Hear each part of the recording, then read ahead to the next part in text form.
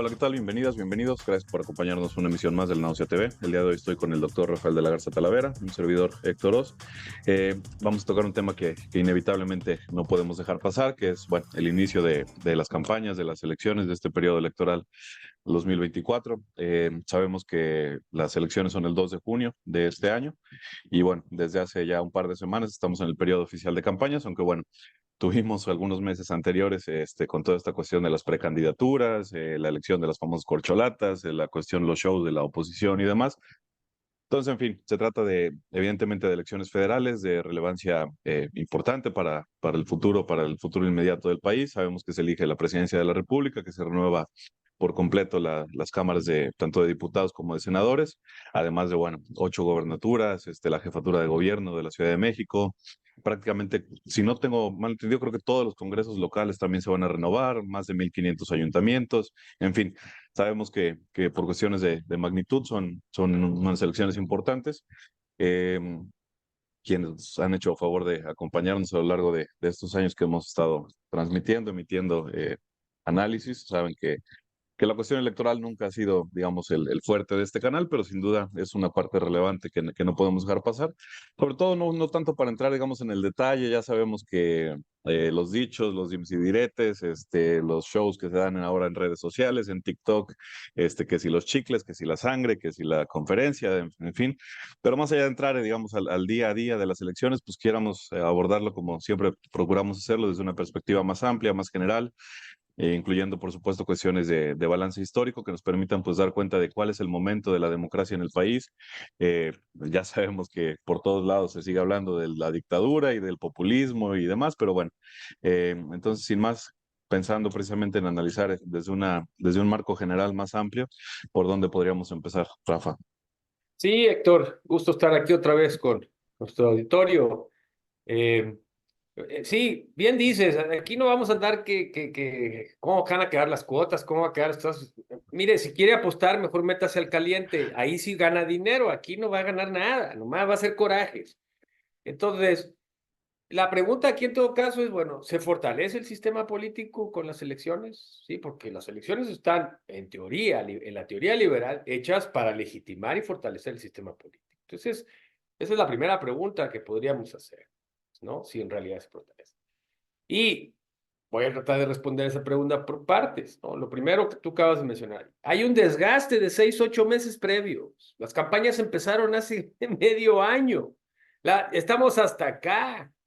Ya, ¿por qué? Porque las arrancaron antes y les valió cacahuate todo. Entonces, los votantes, en lo personal y otras personas, ya estamos hasta el queque de esto. Y ahora, además, nos ensartan publicidad propaganda electoral que es, o sea, vomitiva. O sea, de veras, yo sé que la mayoría de los jóvenes no escucha radio, pero los viejitos aquí como su servidor, pues sí, todavía le prendemos el radio y pues hay que apagarle cada hora porque cada hora nos encontramos con todos estos personajes impresentables, la mayoría de ellos, con promesas y promesas y promesas, cuando pues sabemos claramente, y lo ha demostrado el señor presidente y otros antes, que una cosa es un político cuando está en campaña y otro es cuando gobierna. Y no te lo dicen en público, pero te lo dicen en privado. Pues es que quieres, compadre, pues si es una compra. O sea, ¿no? Y esto de entrada nos habla de que las elecciones, sí, ya sufren un desgaste, sin mencionar el desprestigio y el desgaste que viene desde inicios del siglo, ¿no? Con todos los fraudes, semifraudes y proxy fraudes y demás que usted le quiera llamar, y burlando básicamente la voluntad popular y burlando la participación de las mayorías. Entonces, en ese sentido, lo primero es mencionar que esta es una campaña que ya viene de tiempo y hay un cierto cansancio, ¿no? Esto es más que claro. Eso por el primer punto. Alguien diría, bueno, pues es que es importante porque hay que comparar propuestas. ¿Realmente usted distingue propuestas entre los partidos? O sea, la verdad es una y otra vez nos encontramos con que la candidata de la oposición, en realidad se decanta en función de la agenda gubernamental. Entonces, sí, voy a cerrar unas refinerías. No, sí, vamos a mantener al ejército. Sí, en realidad no hay una propuesta, no hay un programa, y esto es parte de un desgaste, insisto, del sistema de partidos, en donde ya es muy difícil diferenciar a los partidos y a sus propuestas. ¿Por qué? Porque son partidos básicamente cártel, partidos que no tienen ni un sujeto histórico definido, o sea, son partidos que van a ganar elecciones, y para ganar elecciones hagamos lo que tengamos que hacer, mentir, decir 1000 veces una mentira que se convierta en verdad, utilizar todas estas nuevas técnicas, ¿no? Redes sociales para desprestigiar, ¿no? Y en todo caso, en la propuesta lo que vemos es una referencia a lo que el gobierno federal ha estado haciendo los últimos 5 años. ¿Qué voy a hacer de eso y qué no voy a hacer de eso?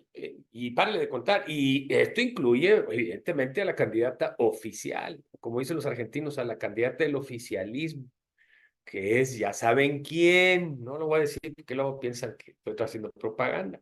¿Sí? Ella tampoco tiene muchas propuestas. De hecho, no tiene. Su mayor fortaleza es la continuidad. Y para mantener la continuidad, pues básicamente apoya lo que el gobierno federal ha estado haciendo. Yo no he encontrado ninguna cuestión que la diferencia. Por más que ella lo intente. Y no lo intenta con muchas ganas, ¿por qué? Pues porque lo que le conviene es identificarse con la continuidad y en ese sentido con el presidente. Las posibilidades de cambio a nivel federal, a nivel presidencia, olvídelo. A mí me da pena cuando la gente me dice, no, no, Xóchitl tiene buenas posibilidades. Tú dices, híjole, ¿qué le digo, no? Pongo cara de Juan o le doy por su lado para entusiasmarla. O sea, no hay manera de creerlo, no hay manera de creer. Tal vez lo interesante para los electorólogos y demás, Rufla, ¿no? De estudiosos de la política, pues les convenga ver cómo van a quedar los estados y esto y el otro y para allá y para acá, pero pues en realidad eso no va a cambiar la correlación de fuerzas que tenemos hasta ahora. Entonces, si usted me pregunta, ¿continuidad o cambio? Está más que claro que la continuidad es la que lleva la mano, cambio no es el momento del cambio. Entonces, demandas o propuestas importantes del cambio, como le digo, siempre están referidas al gobierno federal. Entonces, no hay. Tal vez la única que yo hubiera esperado que se hiciera y que medio que ha coqueteado la oposición con ella es la cuestión de la militarización de este país, ¿no? Pero tampoco encontramos nada, porque ¿con qué cara le vamos a creer a Xochitl y al PAN que van a acabar con la militarización si fueron ellos los que la empezaron en 2006? Está difícil. Y los gobernadores no tienen nada que decir al respecto, nada. Y si no, pregúntele a la gobernadora de Guerrero, ¿no? Evelyn Salgado. Ni pío, no dice nada. Y tiene al jefe de la policía y el otro al procurador, puros milicos, y mire usted lo que acaba de pasar en Guerrero. Entonces, no es, digamos, tema de discusión, no hay una propuesta, lo que hay es básicamente una correlación de fuerzas muy, valga la redundancia, muy dispareja, a decirlo así, y pues no vemos que esto vaya a cambiar. Probablemente se profundice en términos, ¿no? Pues esa es la apuesta de Morena, ganar en el DF lo que perdieron, ganar todos los estados que están en competencia, tienen algunos, ¿no? Vamos a ver Guanajuato, vamos a ver, está difícil, pero pues eso es lo que se plantea. Entonces, con respecto al tema importante, militarización, no vamos a encontrar nadie de seguridad, no vamos a encontrar nada. Ahí nadie se mete, nadie quiere pelear con el grupo, con los militares, entonces, pues, para nada. ¿Cuál es el elemento que me ha llamado la atención a mí con respecto a esto? Los asesinatos de candidatos. Oiga, usted casi todos los días sale uno, ¿sí? Sobre todo candidatos locales, presidentes municipales, diputados locales, regidores, ¿no?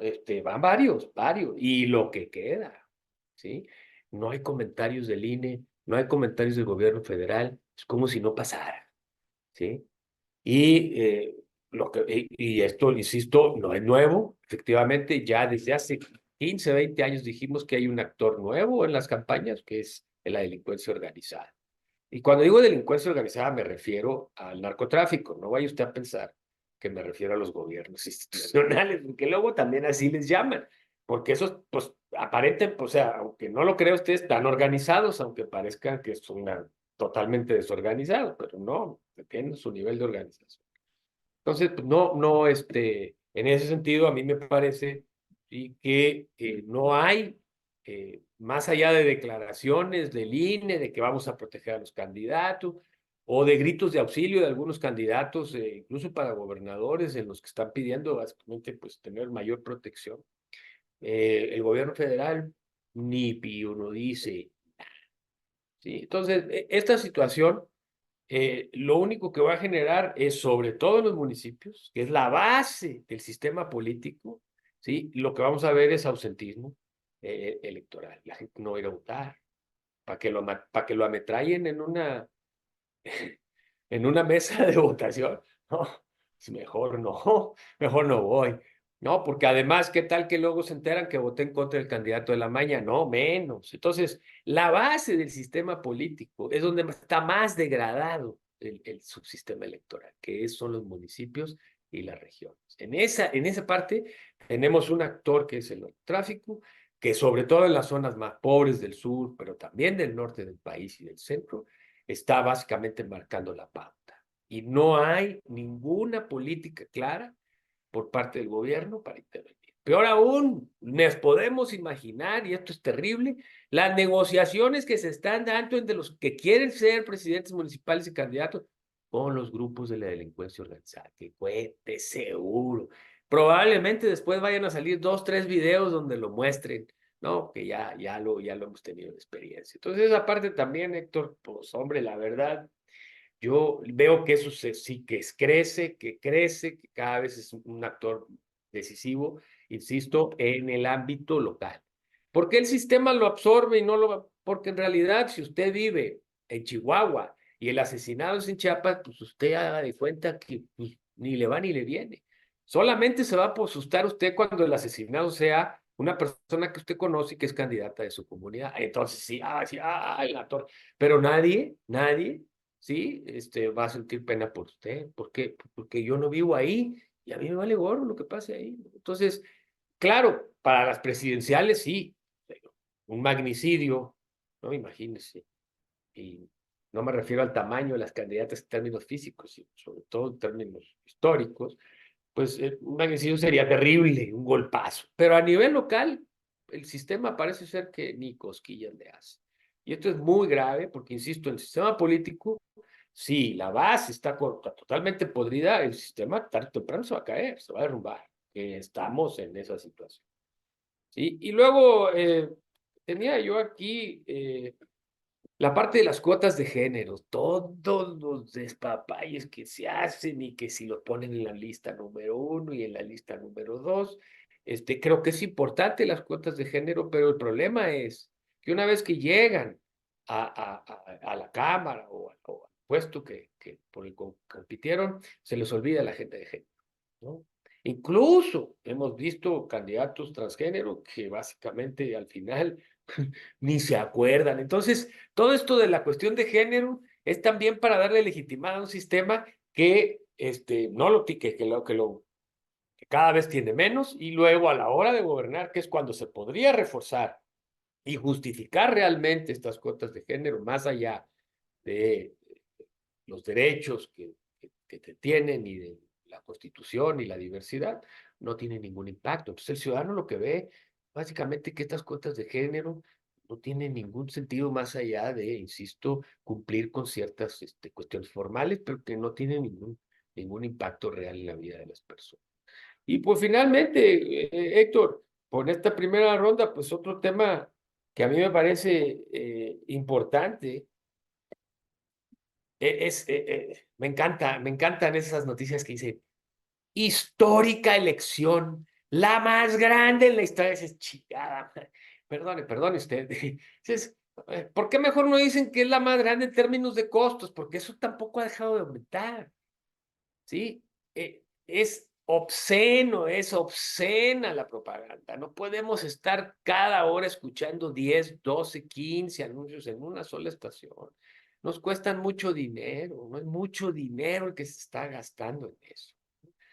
Entonces, bueno, eh, pasó a segundo término el conflicto entre el Ejecutivo Federal y el órgano autónomo, que, ¿no? El INE. Parece ser que en ese sentido como que no ha habido ningún problema.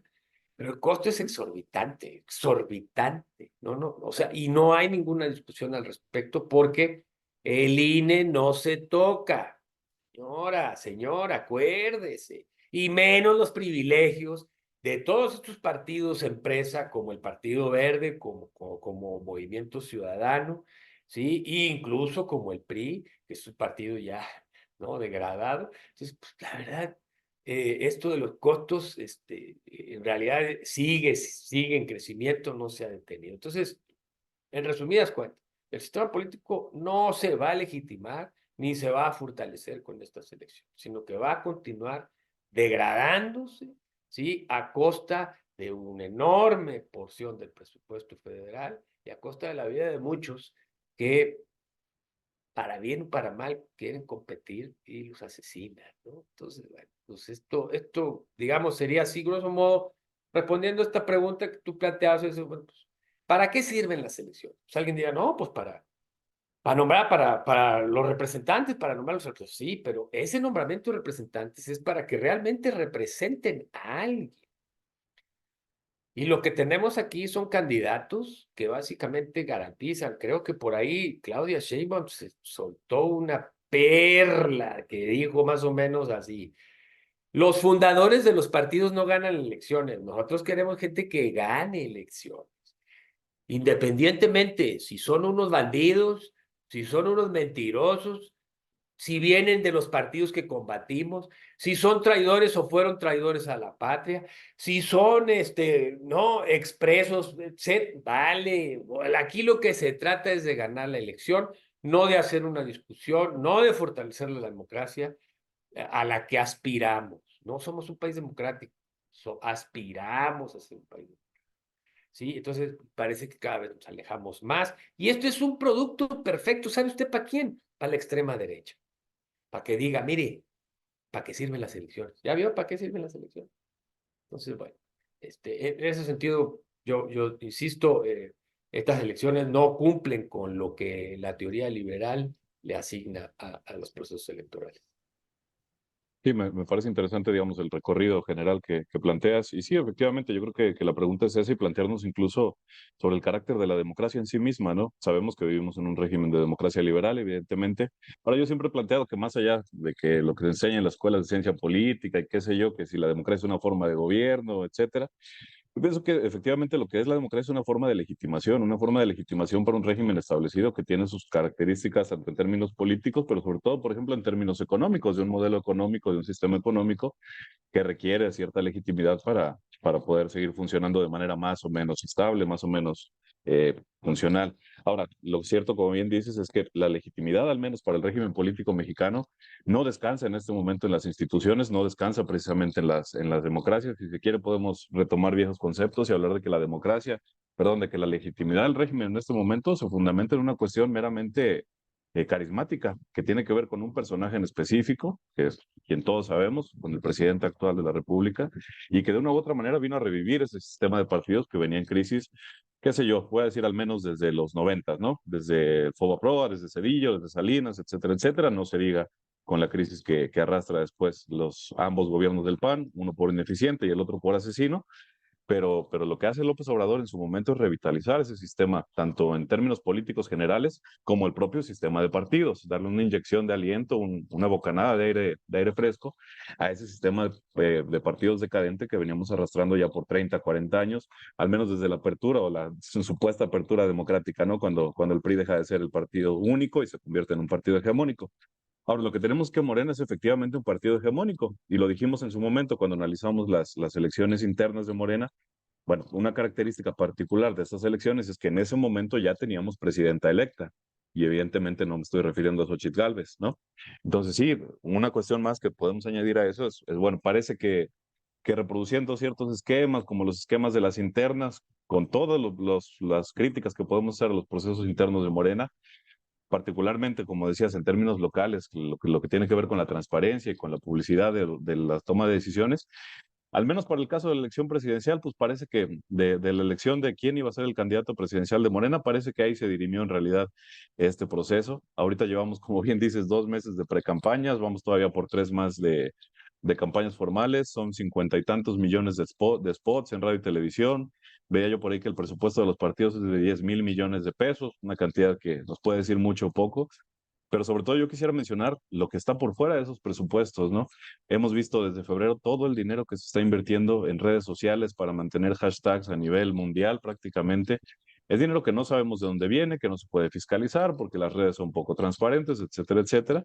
Y incluyendo, por supuesto, el dinero que viene de fuentes, digamos, alegales, por no decir ilegales en la mayor parte de los casos, y que interfiere precisamente con los procesos de carácter local. ¿Por qué en los de carácter local? Pues porque esos son los que manejan a la policía, esos son los que cobran los impuestos, esos son los que cobran el predial. Y como dices, si bien evidentemente no es nada nuevo, lo que sí llama la atención es que hay un silencio sepulcral al respecto. Nadie habla de todos los candidatos que han sido víctimas del crimen organizado en las últimas semanas, y resaltar que no se trata aquí de un asunto partidista, como pudiéramos decir que en los 90 se asesinaba a candidatos del PRD por una cuestión política. No, acá se asesinan a candidatos de todos los partidos políticos porque tiene que ver precisamente con quiénes se establecen las alianzas en términos locales. Entonces, bueno, los resultados ya están claros para la elección presidencial, al menos, como bien decías, para 5 o 6, si no es que 7 de los estados de la República. Una cosa más que podríamos añadir a la discusión serían quizá los famosos 30 millones de votos, ¿no? Los famosos 30 millones de votos de López Obrador, que de una u otra manera configuran esa legitimidad a la que me refería yo en principio, una legitimidad basada exclusivamente en el carácter, en la personalidad de López Obrador.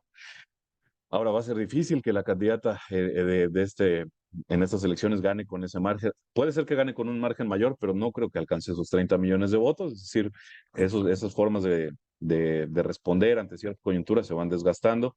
Ha perdido ciertas alianzas el gobierno de la Cuarta Transformación durante sus 5 o 6 años de mandato. Entonces va a ser complicado, por más que se intente.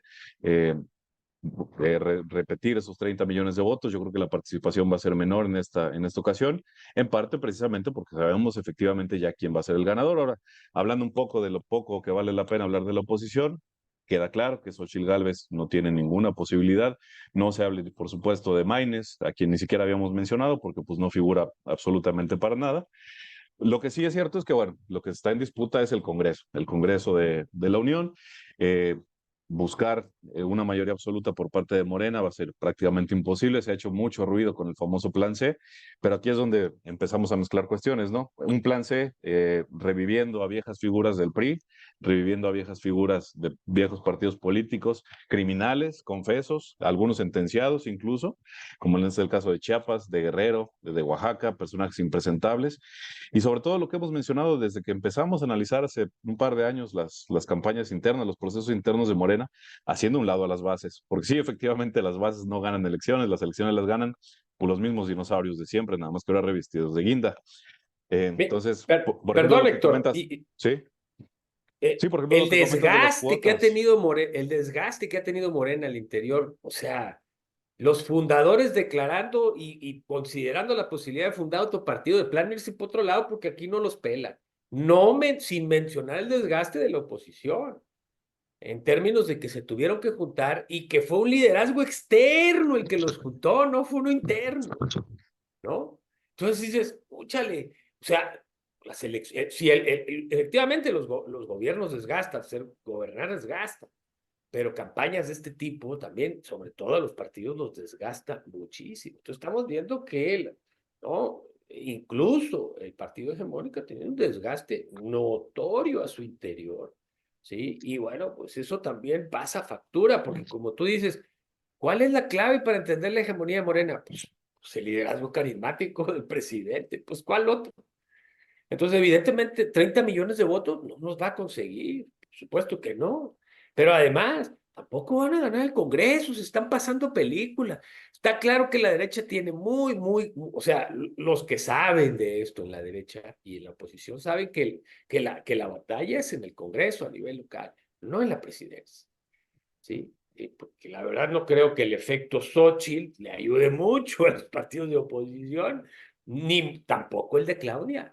No, no estamos frente al efecto López Obrador, no. A menos de que lo consideremos, obviamente, desde la presidencia. Ahí sí se puede considerar, sí, pero no va a ser lo mismo, no va a ser lo mismo, porque no va a estar en la boleta, ¿sí? Entonces, bueno, Sí, pequeño no, detalle. queda claro que la disputa es efectivamente por el Congreso, pero como bien dices, eh, Morena no va a ganar esa mayoría absoluta. En primer lugar, porque es prácticamente imposible con la forma en la que está configurado el sistema electoral. Por eso las alianzas con el Verde, con el PT, alianzas por otro lado inexplicables y criticables. Bueno, no, inexplicables no, pero sí bastante criticables desde un punto de vista ético, si usted quiere, moral. Eh, alianzas con personajes, pues bueno, pues estuvimos a nada de tener a Hank Ron en Morena, ¿no? Afortunadamente no se dio, Héctor, pero hubiera sido el colmo. Héctor, ¿cuántas Lili Telles va a haber en el Congreso, en el próximo Congreso? Y justo a eso iba, ¿no? Mencionabas la cuestión de las cuotas, pero no nada más son las cuotas de mujeres, tenemos las cuotas indígenas, las cuotas de migrantes, que terminan haciendo nada en favor de los indígenas, nada en favor de los migrantes y nada en favor de las mujeres, porque se reproduce una forma de trabajar, que es la particular de los partidos políticos. Y bueno, entrarle un poquito por ahí a esa cuestión, ¿no? Efectivamente mencionabas, tuvimos 4 meses de precampañas en las que, bueno, no se podían hacer propuestas específicas con el pretexto de que era precampaña. Pero llevamos ya un mes prácticamente de campañas formales y tampoco vemos propuestas en términos específicos. Quiero referirme brevemente a la presentación que hizo Claudia Sheinbaum en el Zócalo de la Ciudad de México, emulando, por supuesto, como bien decías, las formas en las que se ha hecho política desde Morena, desde la presidencia de la República, señalando 100 propuestas de la misma forma que lo hizo López Obrador. Yo sí veo algunos destellos, digamos, de diferenciación en términos de cuestiones ambientales, sobre todo de cuestiones educativas, en cuestiones de género, algunos destellos sin declararse feminista abiertamente, porque evidentemente el feminismo ahora es conservador para la 4T. Pero efectivamente son propuestas que están muy por el aire, propuestas muy generales, propuestas que no aterrizan en ningún lado y que muy probablemente veremos que lo que se va a privilegiar es los programas asistenciales tales y como se han configurado durante la presente administración, al punto que, como bien decías, incluso la candidata de la derecha los firma con sangre que los va a mantener, porque si no pierde todavía más votos. Entonces, ahora la cuestión es esa, y yo sí quiero mencionar, en ese acto de inauguración de campaña con 100 propuestas, no se hizo ni una sola mención a Yotzinapa, con los padres ahí junto, con los padres junto del templete, demandando atención por parte de la presidencia de la República, y bueno, vimos lo que pasó en las últimas semanas, incluso con un estudiante más en una coyuntura muy específica. Pero bueno, quizá ir cerrando por ahí, ¿no? No, Vamos qué a ver ironía, debates. Héctor. Qué bueno que lo mencionas, porque yo te decía que estos actores que están tras bambalinas, uno de ellos es la delincuencia organizada, el otro es el ejército y las Fuerzas Armadas, fíjate nada más, Sí. ¿no? Son las Fuerzas Armadas las que están atrás, pues cuando tú dices, no, pues Claudia se mordió la lengua y no dijo nada con respecto, pues no, porque la están viendo de allá del campo militar número 1, ¿sí? No, ya dijo, Entonces, la instrucción va a ser fortalecer la Guardia Nacional. ¿Qué quiere decir eso? Pasarla a la Sedena, como está en la exacto, nadie propuesta. se quiere pelear con ellos, nadie, ni tirios ni troyanos, todos, ¿por qué? Porque la sombra de las Fuerzas Armadas está presente como la sombra del narcotráfico está presente. Fíjate, dos actores que no se repelen como uno quisiera, son más bien concurrentes en ciertos sentidos, ¿sí? Sistemáticamente, no es una cuestión de persona. ¿No? De manzanas podridas, como diría el presidente. No, no, no, esta es una cuestión institucional que tiene décadas y que está estrechamente relacionado al Departamento de Estado y al Pentágono en Estados Unidos y al FBI, a la DEA y a todo eso. Entonces, usted imagínese, entonces, tenemos a estos dos actores, ¿sí? Limitando, constriñendo digamos, la posibilidad de que los candidatos puedan realmente apelar o recoger ciertas de las demandas, desapariciones forzadas, tortura, ¿sí? Levantones, etcétera, etcétera, ¿no? Eso no hay. La única referencia es que sigan los que están ahorita. Ah, bueno, que sigan lo que está. Oh, pues está bien. ¿Por qué? Porque obviamente, usted imagínese, y lo dijimos en su momento, ¿qué van a pensar los dirigentes de las Fuerzas Armadas si les quitamos el Tren Maya y les quitamos el control de los aeropuertos y les bajamos a la mitad del presupuesto? ¿Qué cree usted que van a hacer? Tenemos ejemplos históricos y varios, ¿sí? Entonces, como dicen, es más fácil acostumbrarse que desacostumbrarse. ¿Cómo la ve? Entonces, esos altos salarios, ¿sí? Esa exposición a los medios que no tenían, ese papel político que ahora tienen que no tenían, ¿sí? Ese poder económico, pues usted cree que lo van a soltar y quién va a ser el valiente que se va a aventar en contra de eso, ¿no? Cuando las cosas empiecen a ser más pesadas y más pesadas. Yo no veo a nadie. Entonces, es Sí, muy está claro que bien. en esta elección tampoco. Ahí están, pero pues el elefante en la habitación, como lo dice, pero nadie habla de él, no, nadie dice nada, nada, ¿no? Y pues siempre acusan a una manzana podrida, a un individuo, pero la institución no se le toca. Imagínate, después de haber traído a Cienfuegos, ¿sí? ¿Cómo deben estar los militares envalentonados, ¿no? ¿No? Entonces, claro, la pregunta es, ¿podrá, por ahí algunos malpensados, de estos que cobran por escribir en los periódicos, ¿podrá Claudia Sheinbaum con los milicos? Pues si no podía Andrés Manuel, ¿usted cree que Claudia pueda? Digo, y no me refiero al machismo de las Fuerzas Armadas, Dios nos libre en estos tiempos, ya estamos hablando del pueblo bueno, ¿no? ¿Sí? Podrá, porque hay ejemplos históricos. Recordemos a Chile cuando tuvo una presidenta que además era hija de un militar asesinado por los pinochetistas. Uf, no los tocaba, no se metía con ellos y ellos traían su agenda y hacían lo que les daba la gana. Parece que eso es lo mismo que nos va a pasar aquí. Entonces, esos dos actores que no son precisamente democráticos, que no son instituciones que al interior sean democráticas, ni mucho menos, pues obviamente no tienen ningún apego ni ninguna necesidad de fortalecer la democracia. Por supuesto que no. Oye, entonces, pues eso también, nadie dice nada, ¿sí?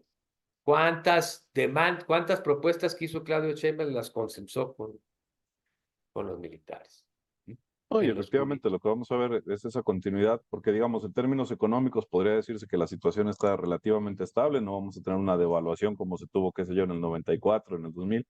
Entonces, eso contribuye también a la reproducción de la forma de hacer las cosas que tiene mucho que ver con la participación de estas fuerzas de seguridad, ¿no? Por ahí hace muchos años estaba de moda decir que el cuarto poder eran los famosos medios de comunicación, ¿no?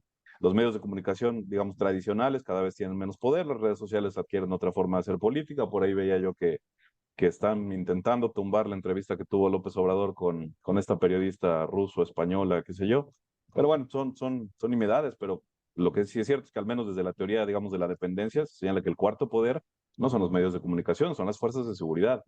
Fuerzas de seguridad y sobre todo en América Latina, es una caracterización propia de los regímenes de América Latina, donde esas fuerzas de seguridad se convierten precisamente en un poder fáctico, en un poder de hecho, que controla, y no solamente, como decías, intereses del Pentágono y de Estados Unidos, aunque seguramente los están, sino lo que decíamos al principio, ¿no? Los intereses en el terreno, los intereses locales, los intereses más burdos de quién va a pasar por la carretera, quién va a construir el camino y a quién hay que pagarle el peaje por ese tipo de cuestiones, ¿no? ¿Quién va a explotar la mina? ¿Quién va a cortar el Exactamente. bosque? Es Sí, eso. entonces, digo, no, el programa es sobre las elecciones en teoría, pero pues era inevitable que cayéramos en la cuestión de seguridad, ¿no? Es sin lugar a dudas el punto crítico de la política en México, de la cuestión social en México ahora.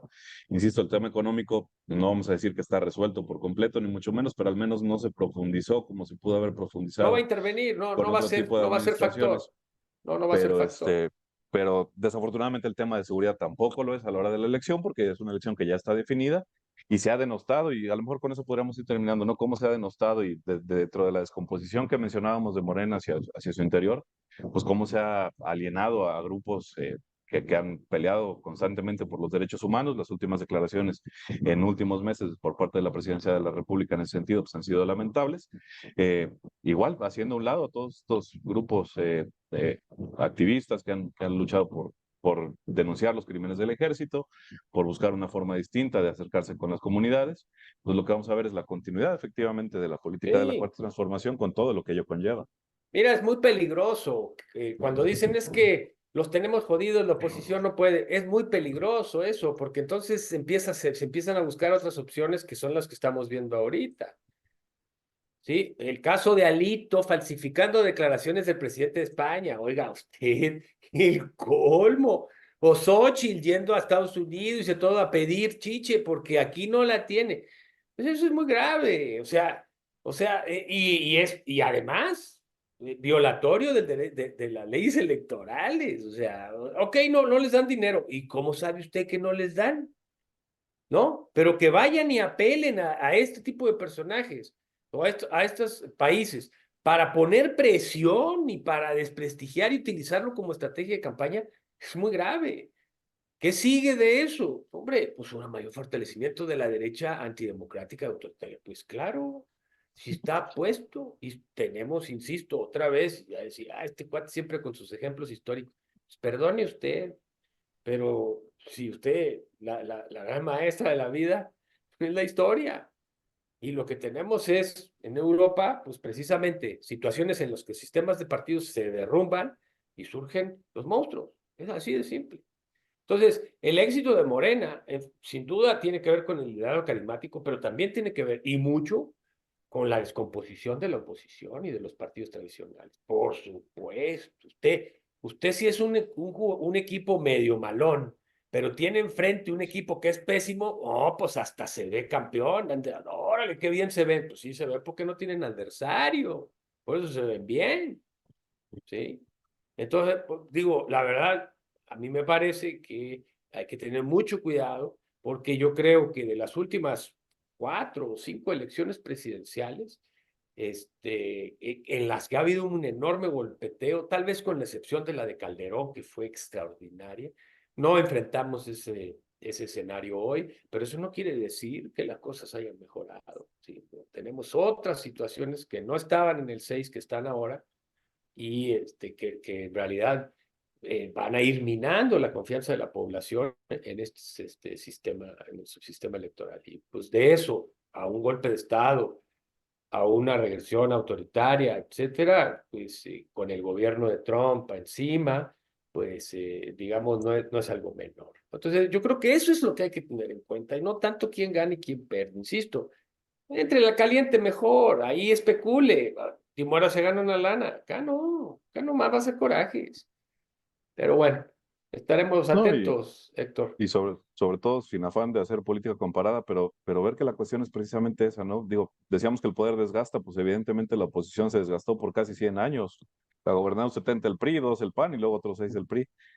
Pero eso es peligroso también porque no se va a recomponer ese viejo sistema de partidos y lo que va a surgir efectivamente, no para el siguiente ciclo electoral, pero en una década, en década y media, quizás estemos hablando de opciones como las que ya hemos visto en el Cono Sur, ¿no? Un Bolsonaro, no se diga un Milei, cuestiones de ese Sí, tipo, mira, que sin la duda, debilidad de Morena. A ver, deme usted un argumento para la debilidad de... Vos puros chapulines. ¿Cómo es posible que no tenga cuadros para sacar candidatos? ¿Cómo que tiene que agarrar chapulines del PAN, del Verde, de Movimiento Ciudadano, del propio PRI, de gente que, olvídese, ya todos se habían olvidado? Hombre, el caso del gobernador de Oaxaca dice eso, dices, pero ¿cómo ponen a Murad? No la muero. ¿No hay otros? Pues eso nos habla de que el partido es un partido hueco, lamentablemente, que inició como un gran movimiento, pero que en realidad en estos 6 años, sí, amordazado, sí, por el propio presidente de la República, anulado por el propio presidente de la República, manipulado por la presidencia, pues en realidad no sí, tiene cuadros, no tiene. sí, Ni y habrá modo. que ver, por ejemplo, con esto terminamos las cifras de abstencionismo. Habemos algunos pocos que no votamos por esperar alguna opción más a la izquierda, pero la gran mayoría de la gente que no vota sí se puede movilizar con una alternativa completamente distinta, más reaccionaria, más conservadora, pero conservadora de verdad, no como la que señala el presidente, y más de derechas y más autoritaria. Entonces, pues sin duda mantendremos la atención sobre el proceso. Está iniciando, desafortunadamente, todavía faltan un par de meses más de campaña. Podremos por ahí volver a tocarlo y sin duda pues analizar una vez que concluya cuáles fueron las condiciones que se van observando en la realidad política. Pero la dejamos por aquí. Gracias a Sí, todos por acompañarnos. Gracias, Rafa. Recordarles, como siempre, seguir el canal, compartir por ahí el contenido y estamos por aquí próximamente. Gracias. hasta luego.